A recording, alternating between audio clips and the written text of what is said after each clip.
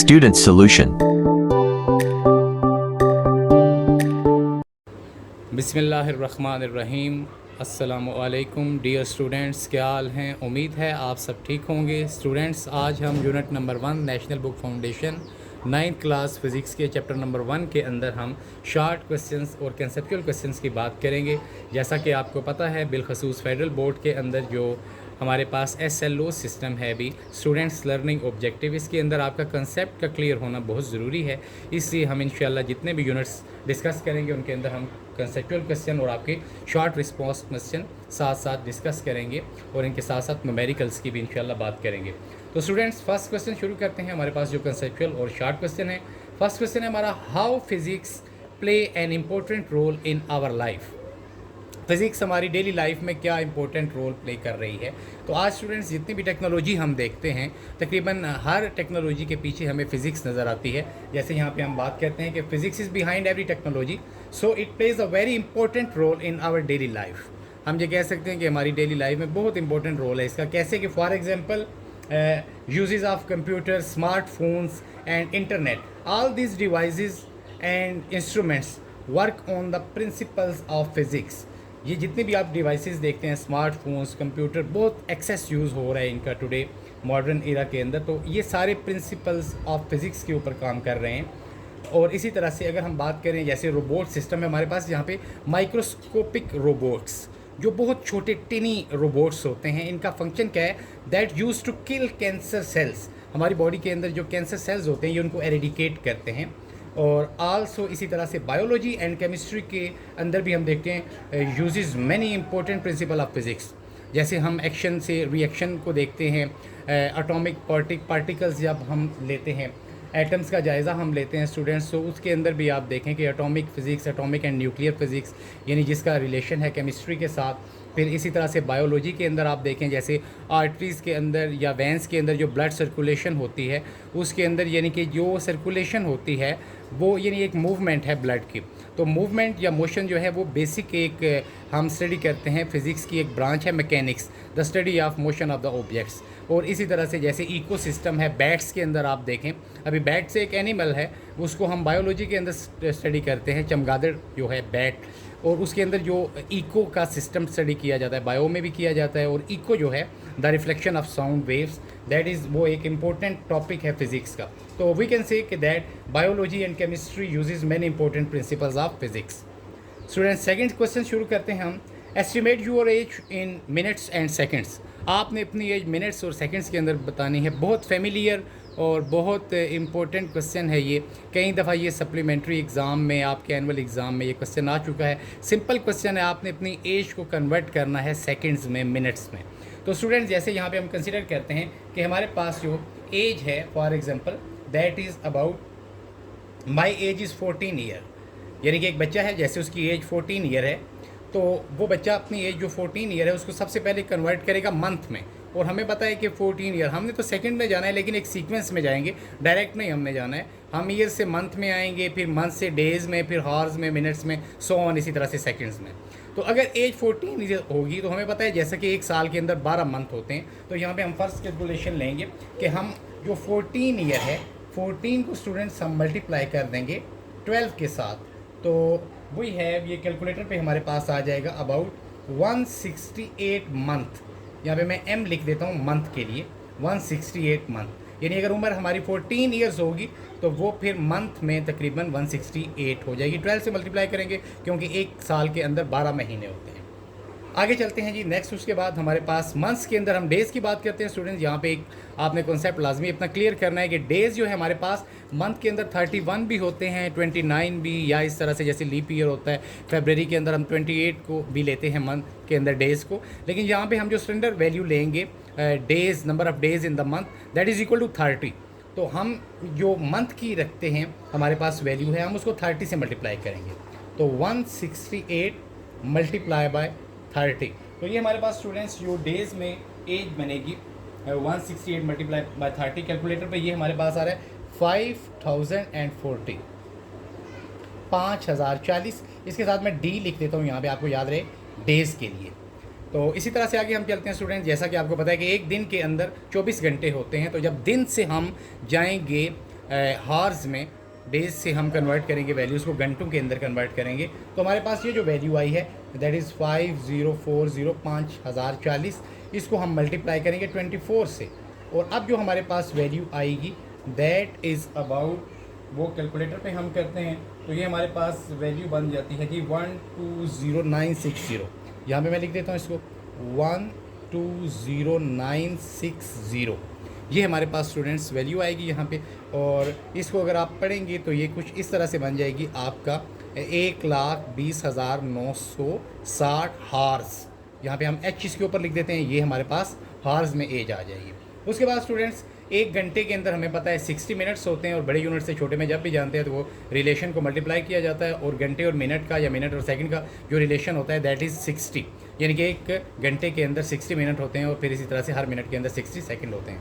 तो यहाँ पे हमारे पास जो वैल्यू आई है, जब हम हार्स की वैल्यू को मिनट के अंदर कन्वर्ट करेंगे तो इस वैल्यू को 60 से मल्टीप्लाई करेंगे, तो इसको मल्टीप्लाई करते हैं जी, दैट इज़ 120960 मल्टीप्लाई बाय 60। तो यहाँ पे मैं लिख देता हूँ नीचे, ये स्टूडेंट्स मेरे पास वैल्यू आ रही है कैलकुलेटर पे 7257, पहले इसको लिखते हैं सारी, फिर हम कैलकुलेट कर लेंगे। 7257,600। तो ये स्टूडेंट्स मिनट्स में आ गए हमारे पास, ये घंटों में था, उसके बाद हमने इसको मिनट्स में कन्वर्ट किया। तो इसको अगर आप पढ़ेंगे तो इस तरह से आप पढ़ सकते हैं 72 मिलियन और उसके बाद 576,000 मिनट, ये मिनट्स में आ गई है। अब जैसे कि हमें पता है कि मिनट्स के अंदर 60 सेकंड्स होते हैं, तो अब ये वैल्यू जो हमारे पास आई है इसको अगेन हम 60 से मल्टीप्लाई करते हैं, तो ये इसको मल्टीप्लाई करते हैं तो स्टूडेंट ये आ जाएगा 7257,600 मल्टीप्लाई बाय 60 के साथ हमने इसको मल्टीप्लाई किया है। यहाँ पे अगर ये थोड़ा सा नज़र नहीं आ रहा है बोर्ड आपको, तो थोड़ा सा हम इसको इस तरह से लेते हैं ताकि ये आपको वैल्यू नज़र आ जाए। ये 7257,600 मिनट्स को हमने 60 के साथ स्टूडेंट मल्टीप्लाई किया है। तो यहाँ पे मैं इसको कैलकुलेटर पे करूँगा तो ये मेरे पास तकरीबन जो फाइनल वैल्यू आती है, जो सेकंड्स के अंदर हमारे पास वैल्यू है, दैट इज़, ये कैलकुलेटर पे है जी 4343546,000।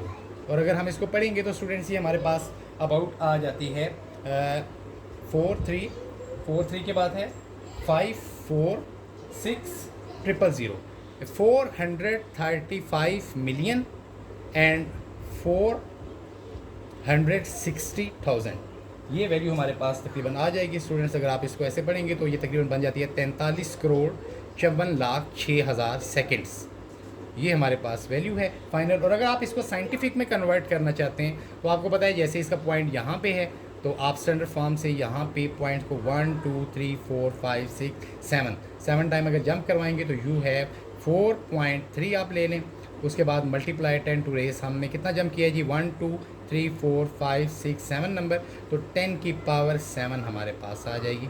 ये सेकंड में स्टूडेंट्स वैल्यू, ये सेकंड हमने लिखा है सेकंड्स के अंदर। तो स्टूडेंट्स अगर आप अपनी एज को सालों में है उसको पहले मंथ में लेके जाएंगे, और फिर उसके बाद मंथ्स के अंदर डेज़ के अंदर हार्स, फिर मिनट्स और सेकंड। यहाँ पे ये फार्मूला आपने याद रखना है, जब भी बड़े यूनिट से हम छोटे में जाते हैं तो हम मल्टीप्लाई करते हैं उनके रिलेशन को। यहाँ पे आप देखें जैसे कि साल का रिलेशन और मंथ का रिलेशन क्या है, 12 का, एक साल में 12 महीने होते हैं, हमने 12 से मल्टीप्लाई किया। फिर हर मंथ के अंदर हमने स्टैंडर्ड जो लिया है फॉर्म वो 30 डेज़ का लिया है, वो 30 से मल्टीप्लाई किया। फिर इसी तरह से एक दिन के अंदर 24 घंटे होते हैं तो हमने 24 से किया, यानी सो ऑन। ये इस तरह से करते करते हम स्टैंडर्ड फॉर्म में इसको ले सकते हैं 4.3 multiply 10 to the power 10 to raise power 7 second. तो नेक्स्ट स्टूडेंट हम क्वेश्चन नंबर 3 शुरू करते हैं। क्वेश्चन नंबर 3 है हमारे पास, what base quantities are involve in these derive quantities. यहाँ पे हमें डिराइव क्वांटिटीज़ दी गई हैं और हमने बताना है कि इनके अंदर बेस क्वांटिटीज़ कौन कौन सी हैं। तो स्टूडेंट्स इसके लिए हम शुरू करते हैं। नंबर 1 हमारे पास जो क्वांटिटीज़ है दैट इज़ फोर्स। यहाँ पे आपको नज़र आ रहा है फोर्स। तो सबसे पहले हम नंबर 1 को फोर्स को सॉल्व करते हैं। यहाँ पे हम लेंगे फोर्स। तो एज़ वी नो दैट कि जो फोर्स का फार्मूला है स्टूडेंट्स, फोर्स को हम F से शो करते हैं और इसका फार्मूला है मास मल्टीप्लाई एक्सेलरेशन, यानी the product of mass and acceleration is called force. तो मास जो है स्टूडेंट्स, मास का यूनिट जैसे आपको पता है कि किलोग्राम है, हम यहाँ पे इसको ले लेते हैं किलोग्राम। और एक्सेलरेशन का जो यूनिट है वो भी हमने ऑलरेडी पढ़ चुके हैं, वो है हमारे पास मीटर पर सेकंड स्क्वायर। तो अब यहाँ से अगर हम इन यूनिट्स के ऊपर देखते हैं तो किलोग्राम जो है वो मैस का यूनिट है, तो इसके अंदर से हम मैस निकाल सकते हैं। और यहाँ पे मीटर पर सेकंड स्क्वायर, मीटर जो है वो लेंथ का यूनिट है, लेंथ यहाँ पे हम एल लिख देते हैं लेंथ के लिए। और उसके बाद है हमारे पास सेकंड, सेकंड टाइम का यूनिट है जिसके लिए हम टी लिखते हैं। तो इसका मतलब है हम ये कह सकते हैं कि फोर्स के अंदर जो बेस क्वांटिटीज़ हैं वो कौन सी हैं, मैस, लेंथ और टाइम। अब इसी तरह से सेकंड है हमारे पास स्टूडेंट्स प्रेशर। तो प्रेशर को हम यहाँ पे लेते हैं, जैसा कि हमें पता है कि प्रेशर का जो फार्मूला है that is P is equal to force acting on a area. यानी जब हम भी किसी एरिया के ऊपर फोर्स लगाते हैं तो हम कहते हैं कि ये हम प्रेशर लगा रहे हैं। तो यहाँ पे स्टूडेंट्स फोर्स है, फोर्स के अंदर से हम ऑलरेडी निकाल चुके हैं यूनिट मैस, लेंथ और टाइम, मैस, लेंथ और टाइम। और यहाँ पे जो एरिया है हमारे पास, एरिया क्या है, लेंथ का स्क्वायर है। अगर हम उसी तरह से फोर्स का यूनिट लिखें जैसे यहाँ पे हमने लिया है, वो क्या था हमारे पास, किलोग्राम मीटर पर सेकंड स्क्वायर। और इसी तरह से डिवाइड अगर हम इसको करेंगे एरिया के साथ, तो एरिया क्या होता है, लेंथ मल्टीप्लाई विथ, यानी आप उसको लेंथ मल्टीप्लाई लेंथ भी कह सकते हैं। तो यहाँ पे आप देखें कि जो यूनिट आपको नज़र आ रहे हैं, किलोग्राम के लिए हमारे पास क्या आएगा, मैस, उसके बाद है मीटर पर सेकंड स्क्वायर, मीटर के लिए क्या आएगा, लेंथ, और उसके बाद सेकंड है, सेकंड के लिए हमारे पास आ जाएगा टाइम। तो इसके अंदर भी बाकी जो लेंथ है स्टूडेंट्स, लेंथ जो है वो ऑलरेडी हम यहाँ पे ले चुके हैं। ये देखें यहाँ पे ये किलोग्राम था, इसके लिए मैस, और मीटर के लिए लेंथ ही होगा, तो उसको दो दफ़ा नहीं आपने लिखना है। तो इसके अंदर जो यूनिट आएंगे वो कौन कौन से होंगे, किलोग्राम किसका यूनिट है, मैस का, उसके बाद ये जो मीटर पर सेकंड स्क्वायर है, मीटर किसका है, लेंथ का, और उसके बाद सेकंड स्क्वायर है यहाँ पे हमारे पास, तो सेकंड स्क्वायर, सेकंड जो है वो टाइम का यूनिट है। तो हम ये कह सकते हैं कि जो प्रेशर है यानी कि फोर्स एक्टिंग पर एरिया, उसके अंदर जो बेस यूनिट है वो यही है, मैस, लेंथ और टाइम, जो हमारे पास फोर्स के अंदर थे। थर्ड स्टूडेंट्स हमारे पास है पावर। तो पावर क्या होता है, पावर का अगर हम फार्मूला लें, इसको भी हम P से शो करते हैं, पावर को हम P से शो करते हैं। और पावर क्या होती है, the work done in given time, यानी किसी सिस्टम का, किसी मशीनरी का जो वर्क डन होता है दिए गए टाइम में, उसको हम उसकी पावर बोलते हैं। तो यहाँ पे स्टूडेंट्स आपको वर्क नज़र आ रहा है, तो वर्क के लिए जो हम फार्मूला इस्तेमाल करते हैं वो FD होता है, work is equal to FD, यानी कि the product of force and displacement. तो यहाँ पे फोर्स आ रहा है, तो देखें पहले भी हमने फोर्स की बात की है कि फोर्स MA है, उसके अंदर किलोग्राम मीटर पर सेकंड स्क्वायर है, तो उसके अंदर से मैस, लेंथ और टाइम निकलेंगे। इसका मतलब है कि जो फोर्स है इसके अंदर से हमारे पास क्या मिलेगा, मैस, लेंथ और उसके बाद टाइम। और उसके बाद स्टूडेंट्स आपको D नज़र आ रहा है यहाँ पर, D, तो D भी हमारे पास क्या होती है, लेंथ होती है। तो वो आप 2 टाइम बेशक ना लिखें, उससे कोई फ़र्क नहीं पड़ता, आप यहाँ पे लिख भी सकते हैं। और डिवाइडेड बाय में आपके पास क्या है, टाइम, तो यहाँ पे देखें ये टाइम इसी तरह से लिख दें। तो अब यहाँ पे हमारे पास जो यूनिट इसके अंदर से निकलेंगे वो क्या क्या होंगे, मैस है हमारे पास, इसके बाद लेंथ है, और उसके अलावा टाइम है। ठीक है, अगर हम इसकी कटिंग वगैरह कर देते हैं टाइम वगैरह, तो फिर वो मैस और लेंथ ले जाएंगे। लेकिन इसके अंदर जो इन्वॉल्व हैं पावर के अंदर वो कौन कौन से हैं, मैस, लेंथ और टाइम। नेक्स्ट स्टूडेंट हम बात कर देते हैं, यहाँ पे लास्ट है चार्ज हमारे पास। तो चार्ज को हम क्यू से शो करते हैं, चार्ज जैसे इलेक्ट्रिक चार्ज है वो प्रोडक्ट होता है किसका, करंट का, करंट को हम I से शो करते हैं और मल्टीप्लाई बाय T टाइम के लिए, यानी the product of electric current and time is combined to join, ये क्या बनाता है हमारे पास, मिलकर चार्ज बनाता है। तो चार्ज दो चीज़ों का प्रोडक्ट है, करंट का और टाइम का। तो बेस क्वांटिटीज़ के यूनिट के अंदर हमने देखा था कि जो करंट और टाइम है वो दोनों ही बेस क्वांटिटीज़ हैं। तो जब हम लेंगे चार्ज को, जो डिराइव क्वांटिटी है, उसके अंदर जो बेस क्वांटिटीज़ होंगी वो कौन सी होंगी, करंट एंड टाइम। तो करंट के लिए हम सिंपल क्या लिख सकते हैं, करंट लिखें या I आप लिख सकते हैं। तो एक करंट है स्टूडेंट्स और दूसरा क्या है, टाइम। तो base quantities involve in electric charge वो कौन सी हैं, करंट और टाइम। इसी तरह से अगर हम चार्ज के अंदर बात करते हैं तो इसके अंदर मैस, लेंथ और टाइम। और अगर हम इसी तरह से पावर की बात करते हैं, प्रेशर की, तो उसके अंदर देखें मैस, लेंथ और टाइम। और इसी तरह से फोर्स के अंदर भी मैस, लेंथ और टाइम।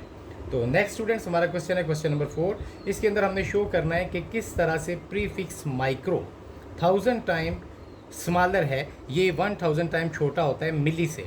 तो स्टूडेंट्स आपको पता है मिली जो है हमारे पास, मिली इसकी वैल्यू हमारे पास होती है 10⁻³ और जो स्टूडेंट्स माइक्रो है हमारे पास, ये माइक्रो माइक्रो को हम लेते हैं 10⁻⁻⁶, यानी कि ये 1 मिलियंथ पार्ट होता है, 10 लाखवां हिस्सा, और ये 1000 पार्ट यानी कि हज़ारवां हिस्सा होता है। मिली 10⁻³ यानी हज़ारवां हिस्सा, और माइक्रो जो है वो 10⁻⁻⁶ यानी कि 10 लाखवां हिस्सा या मिलियंथ पार्ट। तो जिस वक्त हम बात करेंगे कि मिली बड़ा होता है 1000 टाइम माइक्रो से, या जैसे हमें यहाँ पे कहा गया है कि माइक्रो छोटा है मिली से 1000 टाइम, तो इसके लिए स्टूडेंट्स बिल्कुल एक सिंपल सा फार्मूला है कि यहाँ पे आपको जैसे नज़र आ रहा है मिली, इसको आपने डिवाइड कर देना है माइक्रो के साथ। तो यहाँ पे जैसे मैं डिवाइड करता हूँ, ये देखें 10⁻⁻3, 10⁻⁻3 हमारे पास क्या होता है, जैसे हम यहाँ पे लेते हैं 10⁻⁻3 और इसको आप डिवाइड कर देंगे 10⁻⁻6 के साथ, -6 के साथ। तो यहाँ पे अगर आप देखते हैं कि ये 10 है हमारे पास, क्योंकि बेस सेम है दोनों की और एक्सपोनेंट डिफरेंट है। ऊपर हमारे पास क्या था -3 और नीचे -6 है, ये ऊपर जाकर क्या हो जाएगा स्टूडेंट्स +6 हो जाएगा। तो यहाँ पे हम देखें माइनस प्लस माइनस हमारे पास आ गया यहाँ पे, और अगर हम इसको थोड़ा सा सॉल्व करेंगे 10⁻⁻ प्लस माइनस करेंगे 6 में से 3 को, तो हमारे पास 10 की पावर 3 रह जाएगी, और 10 की 3 का मतलब आपको पता है 1000 होता है, यानी कि 10 × 10 × 10 that is equal to 1000।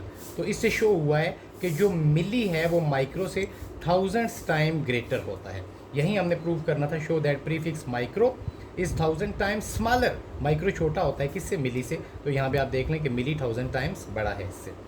Next है क्वेश्चन नंबर 5 हमारे पास students, justify that displacement is a vector quantity while energy is a scalar quantity. तो हमने जैसे बात की थी कि स्केलर क्वांटिटीज़ वो होती हैं जो सिर्फ अपने अंदर न्यूमेरिक वैल्यू मैग्नीट्यूड को रखती हैं, लेकिन वेक्टर क्वांटिटीज़ वो हैं जिनको जब हम रिप्रेजेंट करते हैं तो उनके साथ उनके प्रॉपर यूनिट के साथ, स्केलर के अंदर खाली प्रॉपर यूनिट है और न्यूमेरिक वैल्यू है, लेकिन जो डायरेक्शनल यूनिट होते हैं हम उनको वेक्टर कहते हैं, उनके साथ हमारे पास प्रॉपर यूनिट के साथ मैग्नीट्यूड और प्लस डायरेक्शन भी होता है। तो यहाँ पे हमने ये बताना है कि डिस्प्लेसमेंट वेक्टर है और उसके बाद एनर्जी जो है वो स्केलर क्वांटिटी है।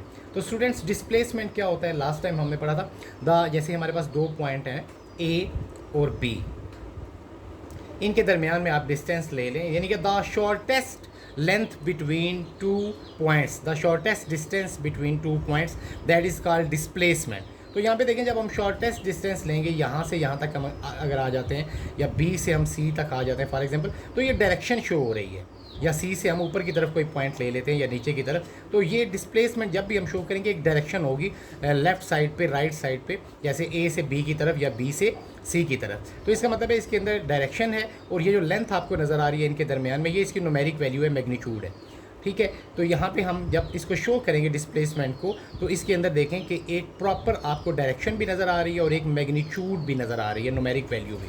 तो हम ये कह सकते हैं कि डिस्प्लेसमेंट जो है वो एक वेक्टर क्वांटिटी है। और अब अगर हम बात करते हैं एनर्जी स्केलर क्वांटिटी है, तो वो इस तरह से, जैसा कि एनर्जी के बारे में आप जानते हैं कि एनर्जी की क्या डेफिनेशन है, the ability to do work, the ability to do work, यानी वर्क करने की सलाहियत जो होती है, काम करने की सलाहियत जो होती है, इज़ कॉल्ड एनर्जी, हम इसको एनर्जी बोलते हैं।